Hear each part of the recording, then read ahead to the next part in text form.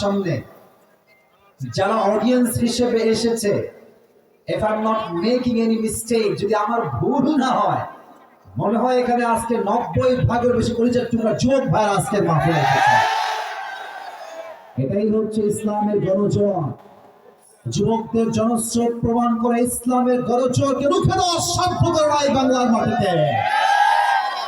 আমি আমার যুবকদেরকে সামনে নিয়ে, মুরব্বীদেরকে সামনে দুই একটা কথা আমি আমার মাতৃভূমি বাংলাদেশকে বলতে চাই। আপনারা করবেন নাকি কেউ? আবার প্রথম কথা আমি যেটা বলতে চাই সেটা স্পষ্ট ভাষায় বুঝতে হবে।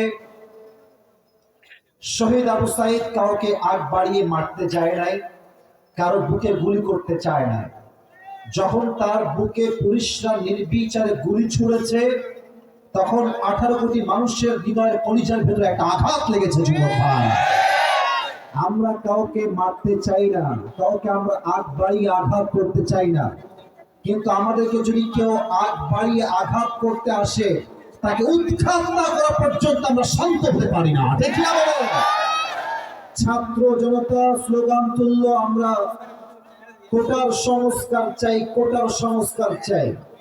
যখন শহীদ আবু সাঈদের বুকে গুলি চালানো হলো, স্লোগানটা মুহূর্তেই চেঞ্জ হয়ে গেল।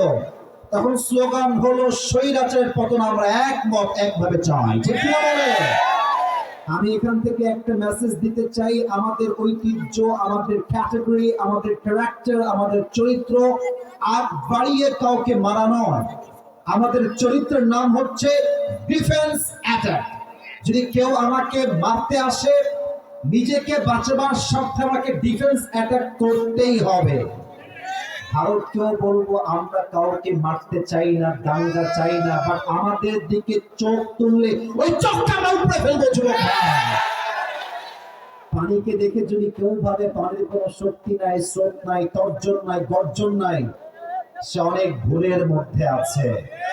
পানি যেমন ঠান্ডা, যেমন নম্র, যেমন ভদ্র, এই পানির স্রোত যখন শুরু হয়, পাহাড়কে সে ভেঙে চলে চূর্ণ বিচূর্ণ করে দেয়।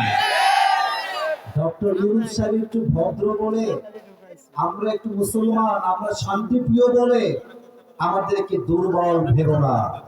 মাথায় রাখবা, মুসলমানদের একজন ইমানদার যুবক 1000 কাফেরের সমান। বগুড়ার ভাইরা, আমি আমার কণ্ঠের সমস্ত শক্তিকে উজাড় করে আজকে বগুড়ার মাটিতে একটা কথা বলতে চাই।